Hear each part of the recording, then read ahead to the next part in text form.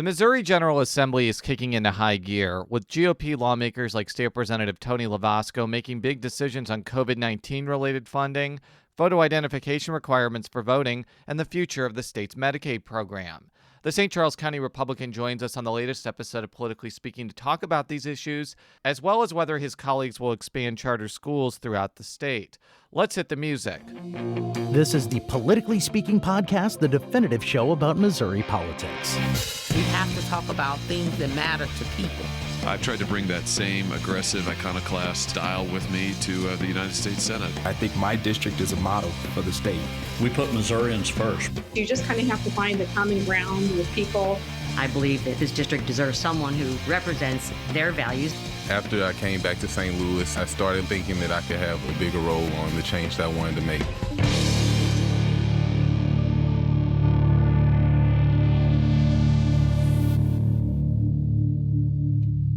And welcome to Politically Speaking. I'm your host, St. Louis Public Radio political correspondent Jason Rosenbaum. Joining me is St. Louis Public Radio's Jefferson City reporter, Jaclyn Driscoll.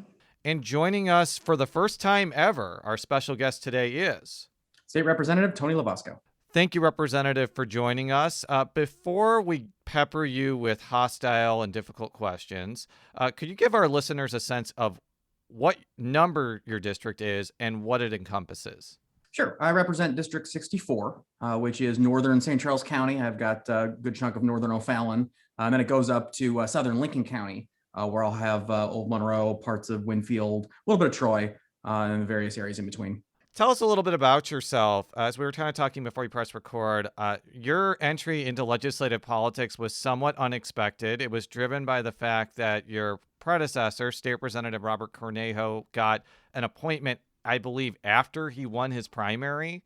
So just kind of explain like how you got into this wacky world of Missouri politics. You know, it's a bit of a long and winding road, to be honest. I started actually getting involved in local matters first. I tell the story. I got home from work one day and two of my trees were missing out of my yard, just totally gone. Kind of bizarre situation. So I called the cops, of course. Something's missing. You call law enforcement, and they kind of, a little bit of silence on the line. They said, well, you know, is there debris everywhere? Was there vandalism, something like that? And I said, no, it's all perfectly fine. It's just trees are missing. And they said, well, typically speaking, vandals don't clean up after themselves. This is kind of a bizarre situation, but I don't think this is criminal. You should call the city. I called the city and they said, oh, well, you know, we didn't take your trees. We need a warrant to come onto your property. We couldn't just do that. And call your homeowners association. So I called the HOA and they're like, oh, yeah, that was us. We did that. I'm sorry, what now? And come to find out, the local HOA had basically had a meeting and decided that they were going to clean up the subdivision, and they dispatched a construction crew to go out and trim people's bushes and cut down trees and whatnot to make the neighborhood look better. And, you know, they thought that was going to help everyone's property values, but they didn't bother to actually consult with the property owners. So I was not too happy about that. So I kind of jumped into my local HOA politics a little bit, didn't get too far there, but that got me looking at local government, at which point I actually ran for local county council office. First election didn't go quite as well as I would have hoped, but I learned quite a bit. And then a few years later, decided I wanted to get more involved, and I ran again. That was actually 2018. And I was running in a Republican primary for St. Charles County Council. It was a three-way race. Didn't end up winning that match, unfortunately. However, as you pointed out, my state representative, Robert Cornejo, had gotten an appointment to the Labor Commission, I believe, shortly after the August primary. And since I had just completed a race running for county council, I had literally just gone through the whole process. The local Republican Party had approached me and said, hey, would you be interested in possibly replacing Robert Cornejo on the ballot for state representative? You've already got a campaign going, you know the drill, you know, you're very involved in these local issues, so you know the district. We think you'd be a good fit. Kind of thought it over, talked a bit with my employer, and decided to go ahead and do it, and that was history. Let's kind of delve into issues because we have a lot to talk about. This has been a very busy state legislative session. Before we delve into specific issues, what has been your general impression of session so far? Obviously, COVID-19 is still looming large. There's the usual interplay between the House, the Senate, and the governor, some of which has like exploded in somewhat spectacular fashion with letters of sorts between the governor and mainly the governor to the speaker. But what's been your general impression so far? This session is finally starting to feel like we're headed towards getting back to normal. Well, we're not quite there yet, but we're digging into things quite a bit more. Last year, of course, between the extended spring break because of the COVID situation and, some of the other things that were going on, we really didn't have a normal session really at all. We had just gotten started when all things hit. And so this year, I think we were more prepared. We had a lot more in mind of how things were going to run. And I think things are working smoothly. New leadership has definitely been an adjustment for us in the trenches. I think we're seeing fewer bills moving through the process, but we have more time to spend on each bill, which I think is a positive. We actually going to kind of have those discussions a little bit more in depth rather than kind of rushing through to the next one. So I've liked that. Personally, of course, I'd like to see more of my legislation move through the process, but I feel like everyone would say that. So overall, I think we're moving in the right direction. The House just passed a bill to forgive federal unemployment overpayments. Now, there was some talk about the Senate possibly adding some language to also forgive the state portion. If I remember correctly, this was discussed a little bit in committee. I think it was Representative Peter Meredith of St. Louis had talked about possibly utilizing the CARES Act funding for that. And I think you had a little bit of an exchange with him saying that you might be in support of that idea. We heard Representative Cups, who's also a major sponsor in this legislation, saying if they could maintain the integrity of the unemployment program and use CARES Act funding, he'd be in support of this. Just could you talk to me a little bit about this bill, its evolution, where you'd like to see it go, and how you'd like to see it pan out in the end, possibly with the governor signing it? Sure. So the short version is, for those listening, the unemployment office, the Department of Labor specifically, had unintentionally basically approved a good number of people for some extended unemployment benefits that, according to the law, they apparently don't qualify for. There's a lot of nuances to how that happened and how that works. I won't get into all that, but that overpayments basically that was sent out to people. They received these checks months ago in many cases, and oftentimes for multiple weeks they were receiving these checks. That was made up of about 80% of that money came from the federal government through the extended unemployment benefits that the Congress passed early last year. The remaining 20% was through the normal state unemployment trust fund that we have that pays out our normal unemployment claims. And what was basically the discussion was about, this legislation would basically waive the federal portion of those overpayments, meaning that people wouldn't be expected to pay that money back since, we did mess up. There was no, fraud or ill intent involved in those applications. People basically were just doing what they were asked to. They filled out the paperwork and we said, yeah, you're approved. We sent them some money. And then all of a sudden they were getting these letters saying, oh, well, we messed up. We actually need that money back. And of course, these folks had spent the money a long time ago. It wasn't reasonable to tell someone 5 months later that because of a bureaucratic mistake that they owe $5,000 back to the state. And so we worked together with folks on their side of the aisle, with the governor's office to some extent. He's got a little different opinion on how things should work, but we felt in our committee that ultimately, at the very least, the federal portion of those monies should be forgiven.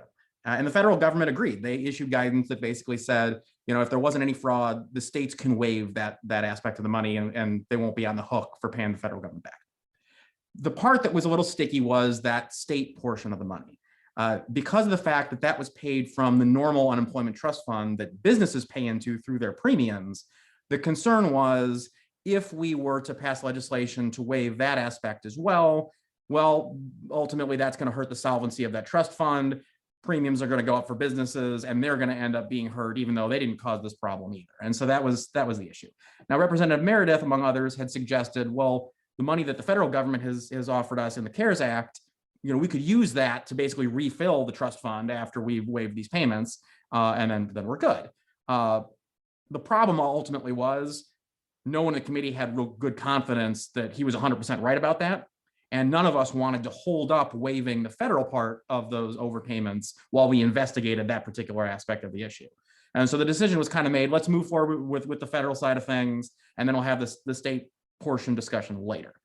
Now, subsequently, there was some floor debate. There was an amendment offered, I think, by Representative Mackey that would deal with the state portion now. I think that the caucus in general is split on that. I don't think that there was a consensus as to how we should handle that.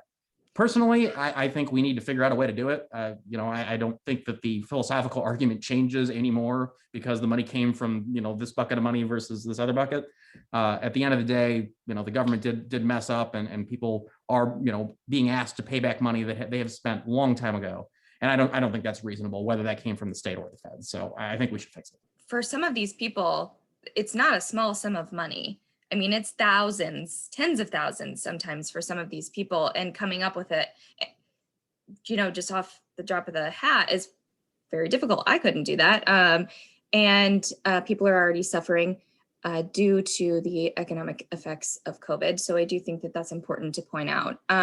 So now that you say that, I do remember kind of a discussion that you were having with Representative Ian Mackey, who basically sat down in committee and said, we can afford to pay it. These people can't. So we need to take care of it in our general revenue. We need to just figure out how to do it.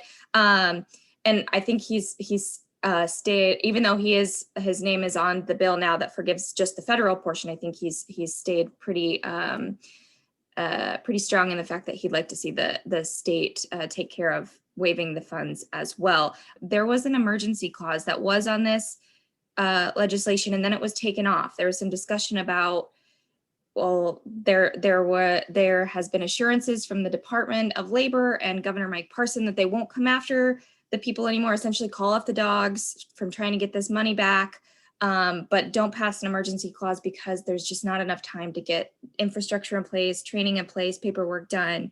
Can you talk a little bit about that? Because there was definitely some confusion, and I was getting messages on Twitter from people saying, doesn't this essentially make the bill useless if it doesn't have to go into effect until August?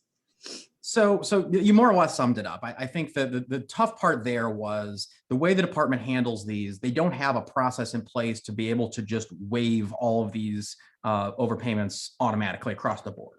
They have to actually go through and individually waive each and every application.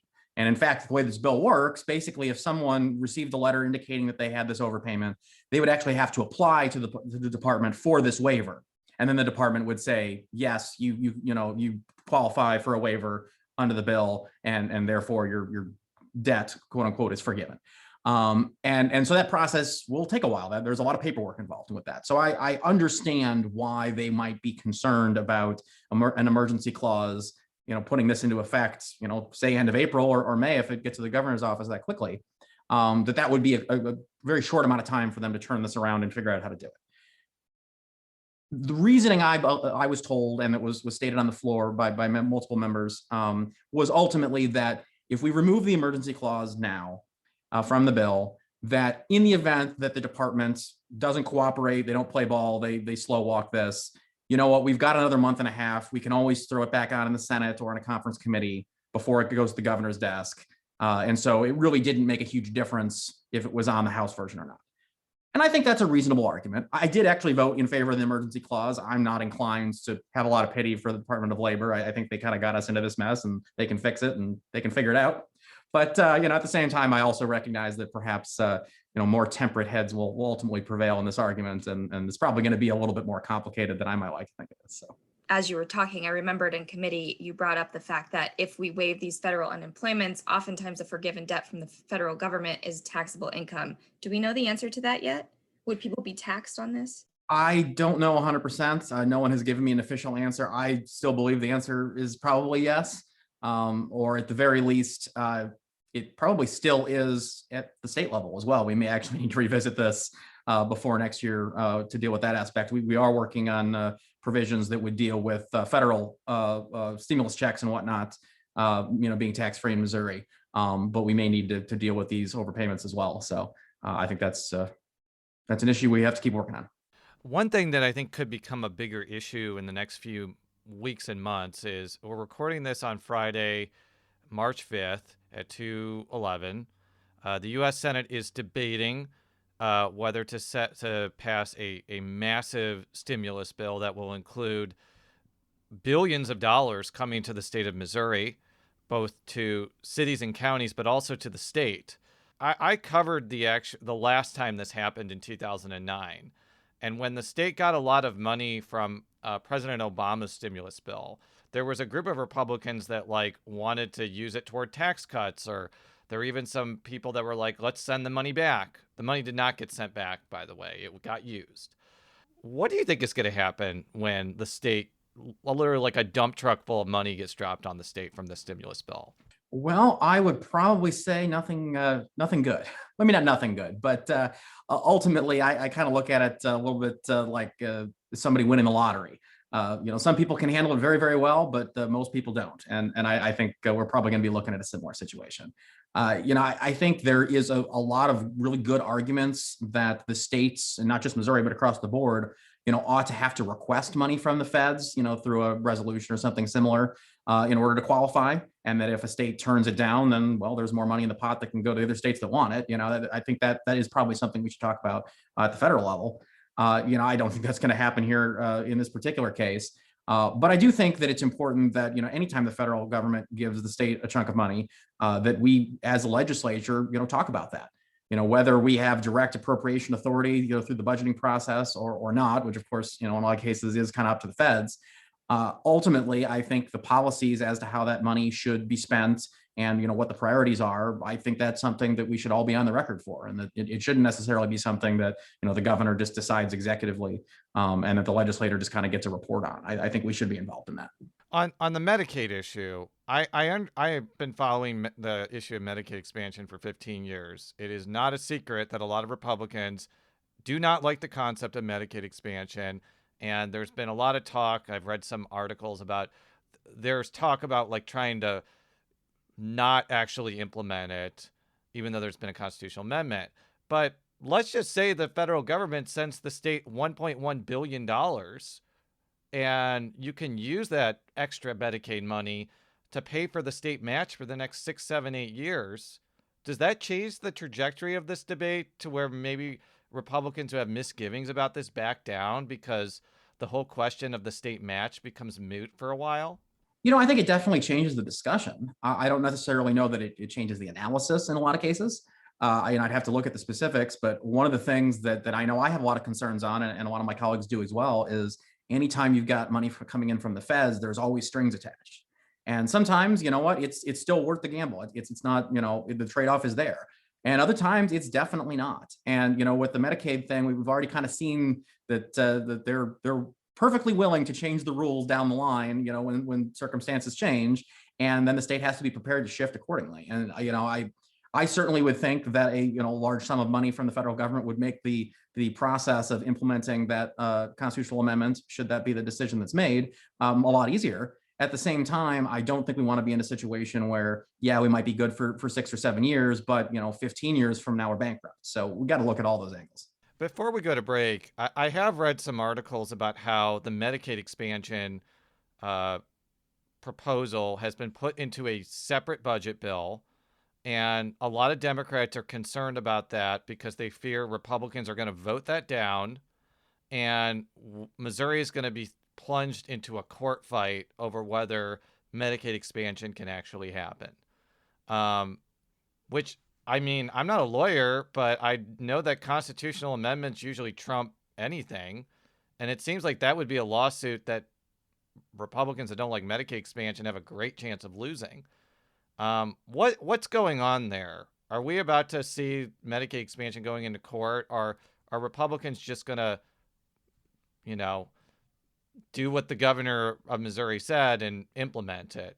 Well, I don't have a prediction because I don't have enough information to make a accurate analysis there. But I can say this, the talk that I've heard that I think is very credible is that there are legitimate questions as to whether or not the constitutional provision that was passed will trump other areas of the Missouri Constitution that indicate that you can't compel the legislature to appropriate funds through an initiative process. And I think that's ultimately what the courts are going to look at. Now that's going to be separate from what we do, in the General Assembly, but it doesn't surprise me at all that we would be planning our budget process, assuming that at some point in time, this is going to get litigated, on one side or the other, and that we need to be prepared for either eventuality. We'll be right back after this short break with State Representative Tony Lovasco. And we're back on Politically Speaking with State Representative Tony Lovasco. He is a Republican from St. Charles County. Recently, the Missouri House passed legislation that effectively re-implemented the requirement that you need a government-issued photo ID to vote in Missouri. There had been a statute that had been effective for, I guess, a year or two, but it got struck down in court, and as Secretary of State Jay Ashcroft told me, basically was rendered inoperable. Explain what this bill does and why you think it's necessary, because I think it goes without saying that this is not an issue that Republicans and Democrats agree with, but I think it's important for listeners to understand where Republicans are coming from, because I think the chances of this bill passing are very high, basically. So what's going on with photo ID? Sure. So the controversy and the case that you referenced dealt with the original measure that was passed by the voters a couple years back. And the Supreme Court effectively found that one of the provisions of that measure, which basically allowed for someone to vote provisionally if they didn't have an ID, as long as they signed this affidavit indicating that they didn't have their identification, that particular aspect was unconstitutionally vague and impossible to comply with. And you read their analysis, and to be honest, I think I probably agree. I think the way it was worded, it effectively made you sign a document that says that you don't have an ID, but it wasn't very clear. Well, does that mean on your person? Does that mean at all? And people could be put in a position where they were uncomfortable signing that document because they didn't want to be, signing something under, threat of perjury that wasn't actually accurate. And so that would have a chilling effect, and therefore that was no good. So I agree with that. Ultimately, the bill that we passed, it didn't really do all that much other than fix that provision and implement a few other minor things that the Supreme Court had indicated basically we needed to have in order to have a constitutional voter ID measure. So I think that while it's fun to have the topic and the debate about the voter ID controversy, I think ultimately, that debate more or less happened 3 years ago. And at this point, we're cleaning it up to make sure that we don't have anything on the books that's unconstitutional. Some representatives on the floor were making the argument that photo ID does hurt marginalized communities because they may not have access to photo ID. But I also want to point out that Missouri also has law that allows people to get some type of photo ID free of charge, right? That's something that is still in Correct. place. Yeah. Okay.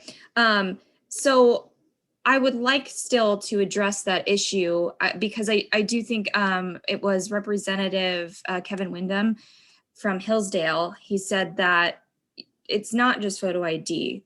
Matters like this that make it more difficult for people to vote is voter disenfranchisement. Why is it important? Why is it a priority to the Missouri legislature to get laws like having a photo ID requirement to vote passed? Well, sure. So I think the two-part answer. I think to your first point, I think Missouri law is very clear that if you cannot afford an identification, if you don't have an identification, the Secretary of State's office has to be able to get that for you. They have to they go out of their way basically to acquire, copies of birth certificates, anything like that you might need in order to get that valid, non-driver photo ID that you can use for voting.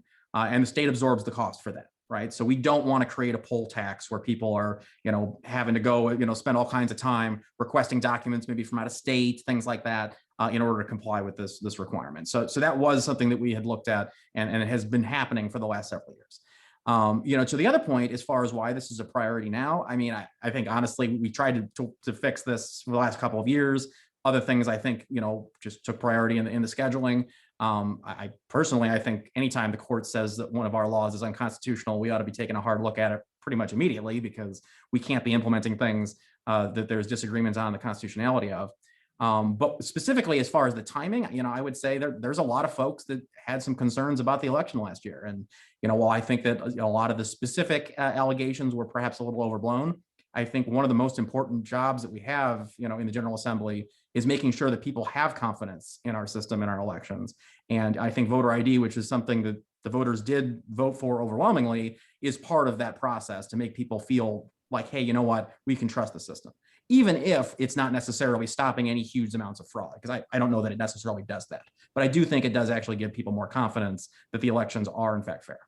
And I don't mean to be flippant about this point, but there's another larger issue where people are being dishonest about things that has been happening in Missouri for years, and that's Missouri's excuse-based absentee system, which last year was essentially turned into no excuse, although I would say that even proponents of what was passed last year would say it was confusing and not that intuitive. But those changes disappeared, and we just had an election in the city of St. Louis where I actually talked with a voter that said, I'm not voting in this election because I'm not eligible to vote absentee.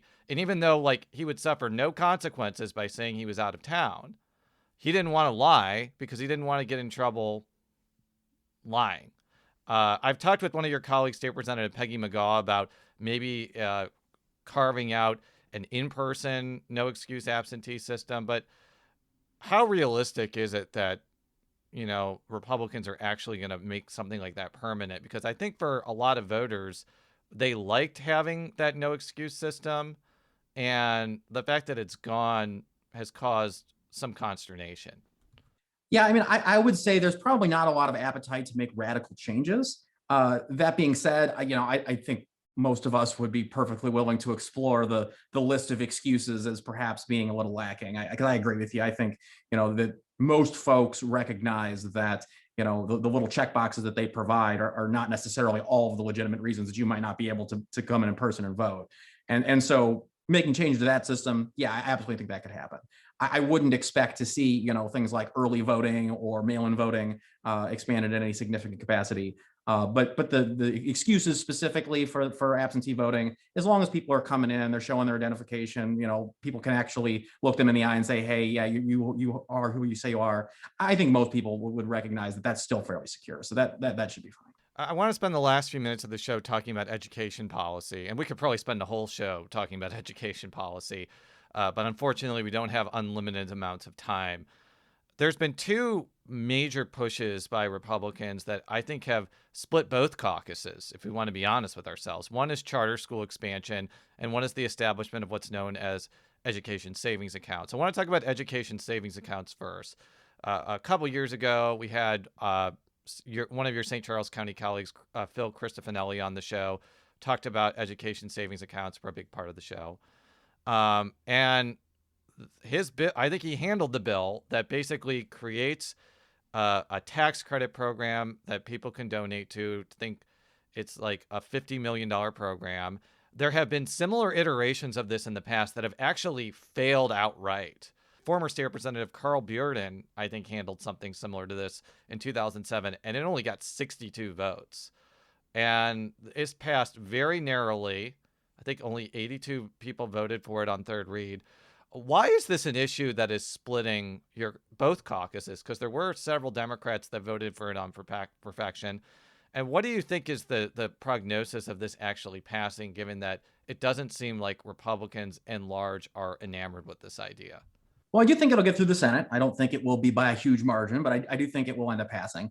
As far as why it's such a close vote, I think the education space is definitely an area in which there is just massive involvement outside of the building, whether that be through lobbyists, through, superintendents, through advocacy groups. There are so many voices in the education field in general on any topic that it's very difficult to have a conversation without 7 or 8 different people shouting at you in the background that you're wrong.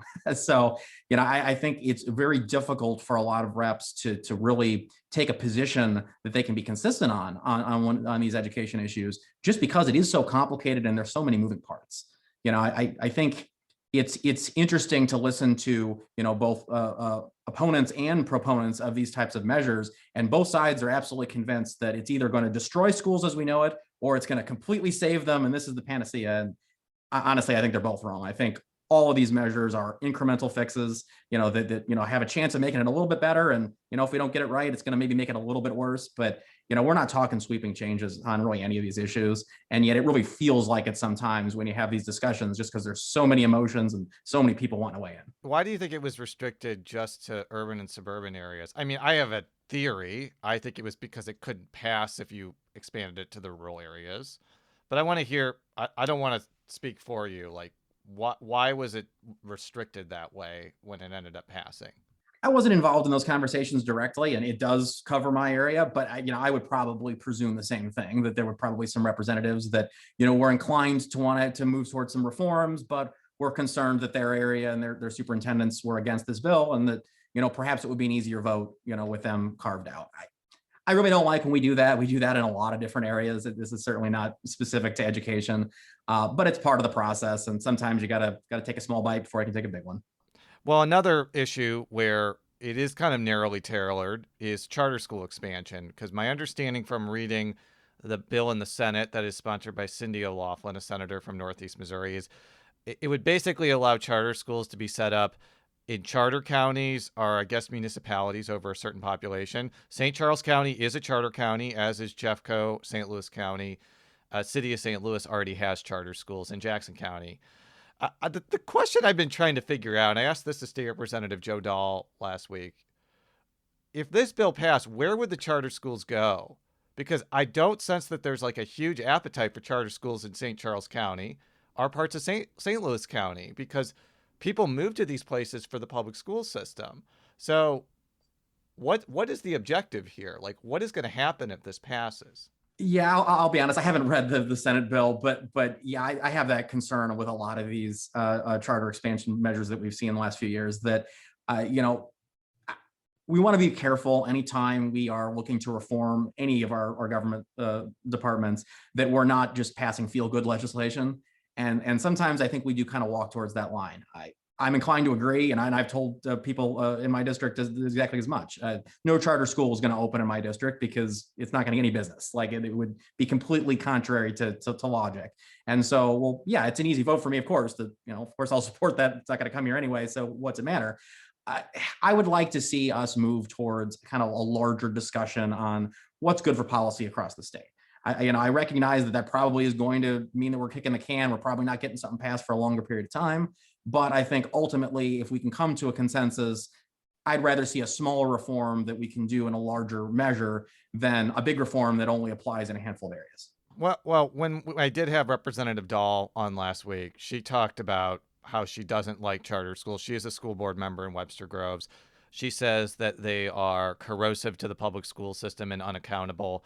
I imagine you have a different perspective, and one of the things I like to do on this show is provide the opposite perspective on things. So why is she wrong? Like, why are charter schools actually not as bad as maybe some of the opponents say? Well, I think I'd probably argue that the existing system can be corrosive and unaccountable. So, meh. I don't know. I think ultimately we're going to have a lot of the same problems with charter schools as we do with the existing system, because ultimately they are public schools. They're just run in a different way. And so they're subject to a lot of the same limitations and a lot of the same kind of inherent problems that we have with the current system. They're designed simply to provide another avenue and at least a little bit more competition to theoretically make everyone kind of on their A game. And I think, yeah, in that measure, I think that it's worth giving them a shot. I don't have a problem with exploring that. But do I think it's going to magically fix the concept of public education? No. Well, Representative, thank you so much for joining us on this show. We'll be glad to have you back in subsequent years, because this was a fascinating and fast-paced conversation. I think we got through like 6 topics in 35 minutes, which is great. For all of our stories, stlpublicradio.org. Follow me on Twitter at @Rosenbaum. How could people follow you on Twitter, Jaclyn? At Driscoll NPR. And how could people follow you on Twitter or any other parts of the World Wide Web? I'm at Tony Lovasco. You can also visit my website at tonylovasco.com. Thank you very much. And until next time, so long.